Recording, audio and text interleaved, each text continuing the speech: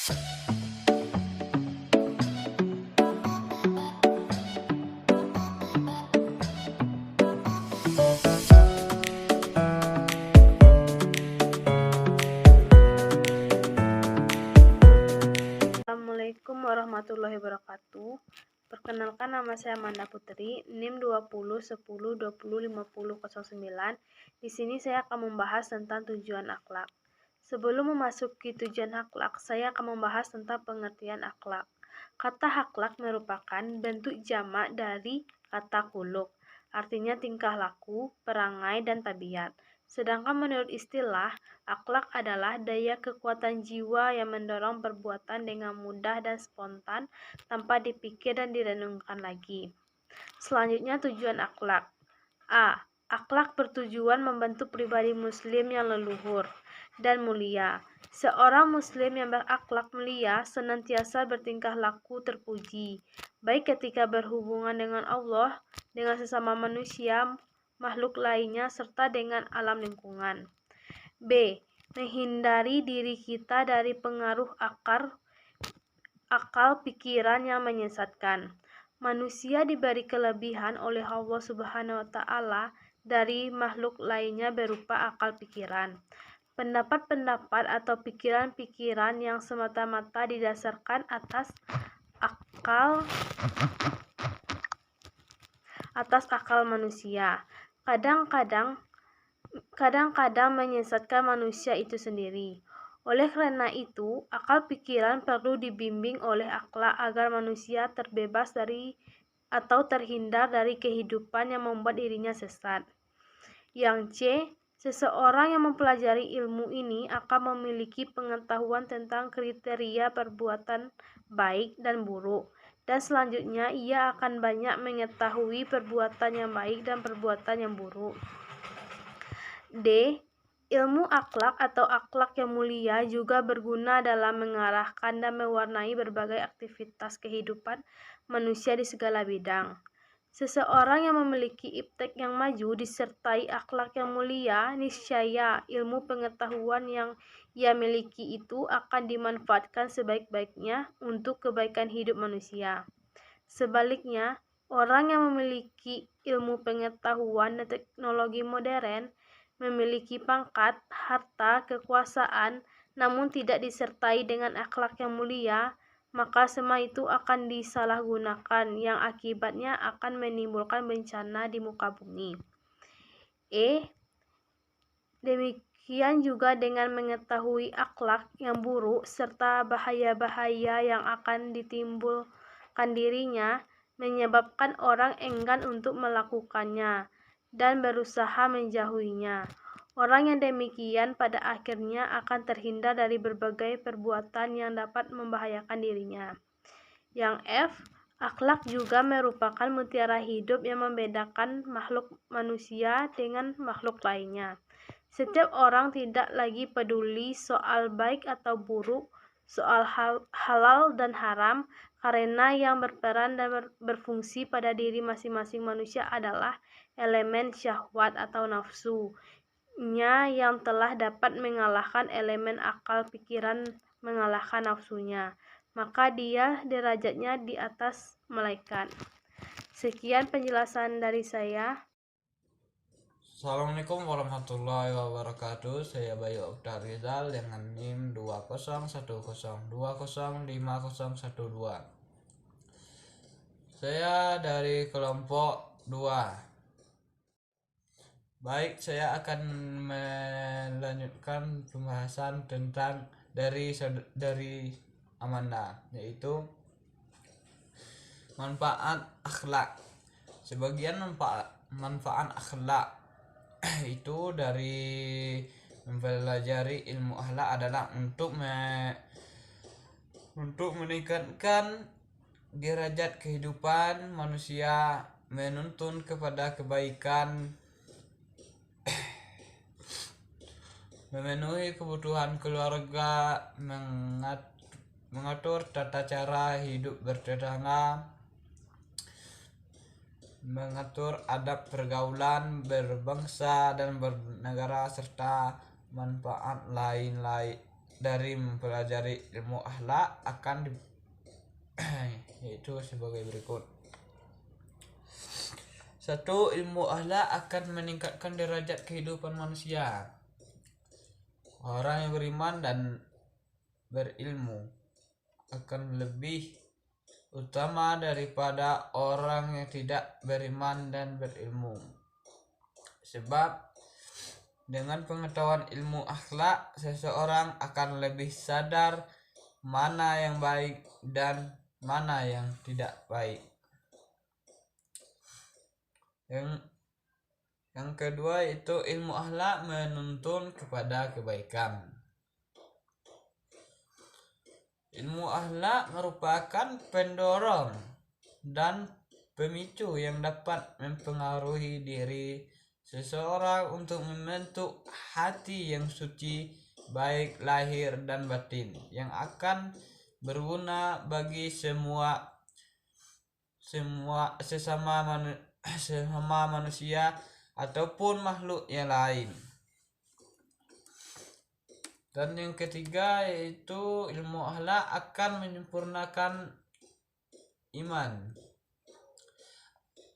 Akhlak mulia adalah merupakan manifestasi dari kesempatan iman seseorang, sebagaimana dalil hadis Nabi SAW yang artinya orang yang paling sempurna imannya adalah yang terbaik akhlaknya. Hadis riwayat Tirmizi. Dan yang keempat yaitu memperoleh keutamaan di hari kemudian.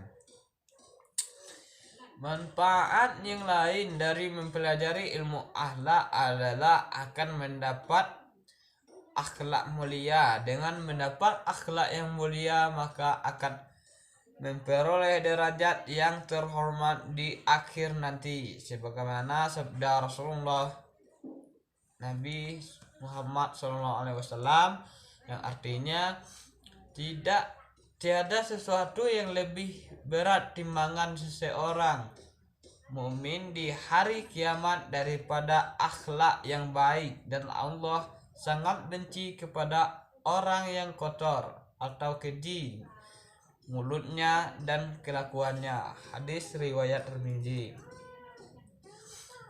Dan yang kelima yaitu memenuhi hajat pokok keluarga.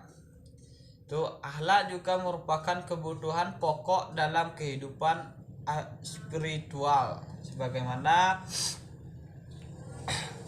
kebutuhan pokok yang lain seperti kebutuhan makanan, minuman, tempat,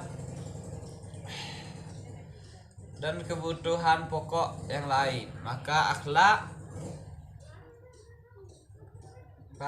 merupakan faktor yang penting dalam membina dan menegakkan kehidupan keluarga yang sejahtera lahir dan batin. Dan yang keenam yaitu membina kerukunan hidup bertetangga. Dengan mempelajari ilmu akhlak mempunyai manfaat dapat membina kerukunan hidup bertetangga. Dalam kehidupan bertetangga diperlukan budi pekerti atau akhlak yang baik. Dan yang ketujuh yaitu membina remaja.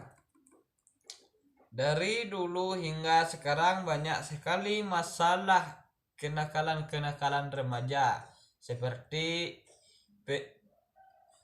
penyalahgunaan obat, narkotika, minuman keras, narkotika, perkelahian, dan lain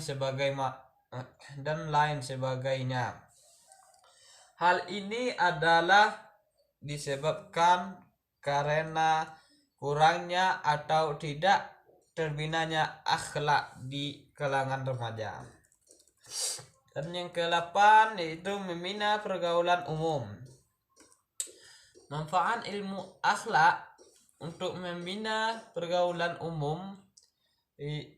Akhlak menempati posisi dan peranan yang penting dalam kehidupan dan tata pergaulan umum. Salah satu contohnya dapat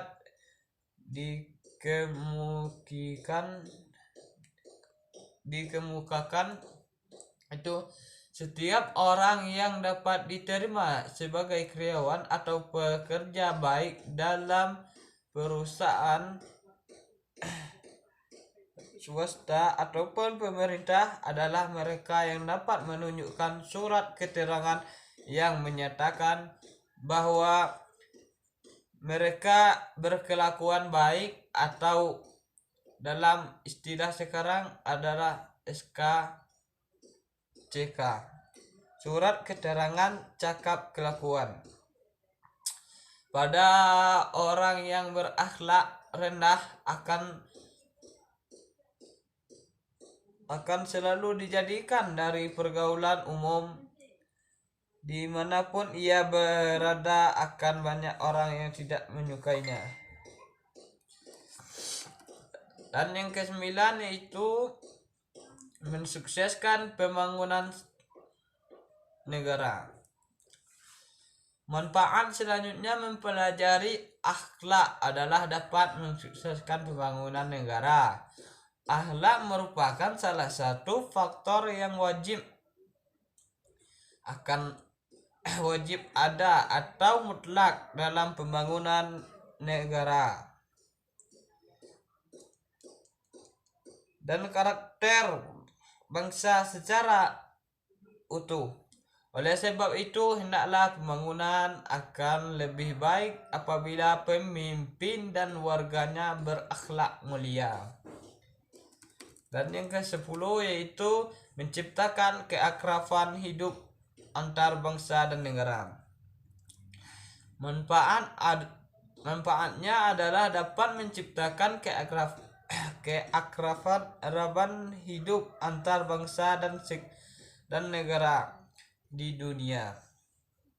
Apabila para pemimpin dunia berakhlak baik, mulia, dan bijaksana, niscaya masyarakatnya dunia akan merasakan kebahagiaan dan perdamaian.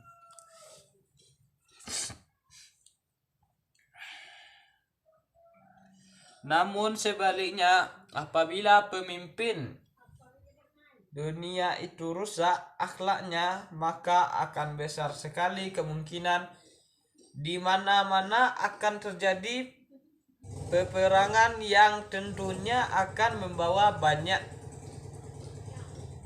korban baik harta maupun jiwa. Selanjutnya yaitu dalil tentang akhlak. Tentang akhlak jujur yaitu sidqun min qalbi, jujur dari hatinya.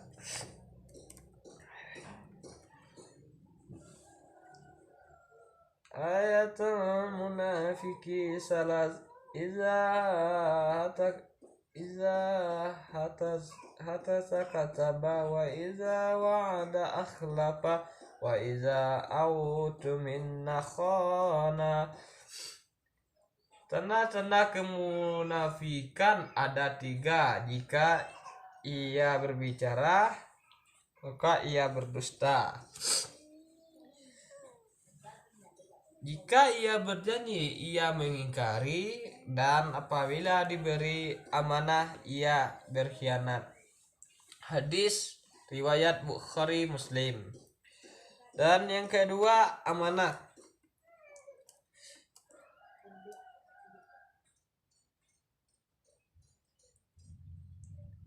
Itu dalilnya Quran surah Al-Ahzab ayat 33.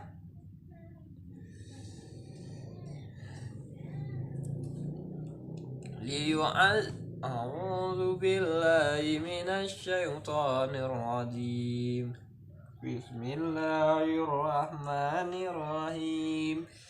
Liyu'adziballahul munafiqina wal munafiqati wal musyrikina wal musyrikati ويتوب الله على المؤمنين والمؤمنات وكان الله غفورا رحيما. Artinya sehingga Allah mengazab orang-orang munafik laki-laki dan perempuan dan orang-orang yang musyrik laki-laki dan perempuan, dan sehingga Allah menerima taubat orang-orang mukmin laki-laki dan perempuan dan adalah Allah Maha Pengampun lagi Maha Penyayang. Quran Surah Al-Ahzab. Tiga bagian tersebut adalah yaitu orang yang mengaku menjaga amanah dalam apa yang mereka tampakkan, akan tetapi mereka menyembunyikan kemunafikan. Dan orang-orang yang menyiakan amanah secara lahir maupun batin, baik ia menampakkan maupun ia sembunyikan, dan mereka adalah orang-orang musyrik. Orang-orang yang menjaga amanah secara lahir dan batin, baik ketika sembunyi maupun ketika kelihatan, dan mereka adalah orang-orang yang beriman. Dan yang ketiga yaitu menjaga kesucian. Menjaga kesucian yaitu dengan cara meningkatkan yang diharamkan, menjaga diri dari perbuatan dosa-dosa dan maksiat. Allah Azza wa Jalla berfirman yaitu A'udzu billahi minasyaitonir rajim. Bismillahirrahmanirrahim. Wal yasta'fifil ladzina la yajiduna nikahan hatta yughniyahumullahu min fadli. Yang artinya hendaklah menjaga diri orang-orang yang belum mampu untuk menikah sampai Allah subhanahu wa ta'ala memberikan karunia kepadanya. Quran Surah An-Nur. Dan selanjutnya itu malu. Malu adalah akhlak yang sangat agung dan sifat yang sangat mulia, yang hendaknya seseorang berakhlak dengan akhlak ini. Dan apabila seseorang berakhlak dengan akhlak ini, Allah ini akan menghalanginya dari seluruh perbuatan-perbuatan yang buruk dan mengantarnya kepada perbuatan-perbuatan yang baik.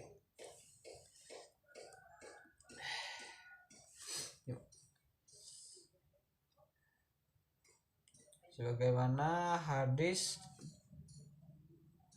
yang diriwayatkan oleh Bukhari, Inna mimma adrakan nasu min kalamin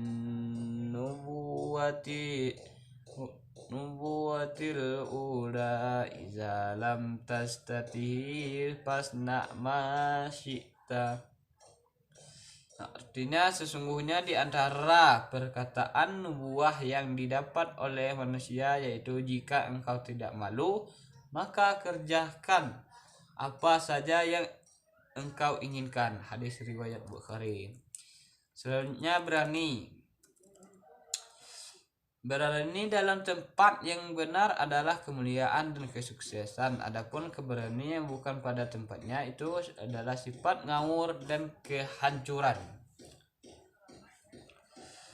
Nabi kita sallallahu alaihi wasallam bersabda itu laisa syadidu bisur'ati innama syadidul ladzi yamliku nafsahu indal ghadab. Artinya bukanlah orang kuat adalah orang yang kuat dalam bergulat, akan tetapi orang kuat adalah mampu menahan dirinya ketika marah. Hadis riwayat Bukhari dan Muslim. Itulah penjelasan dari saya. Assalamualaikum warahmatullahi wabarakatuh.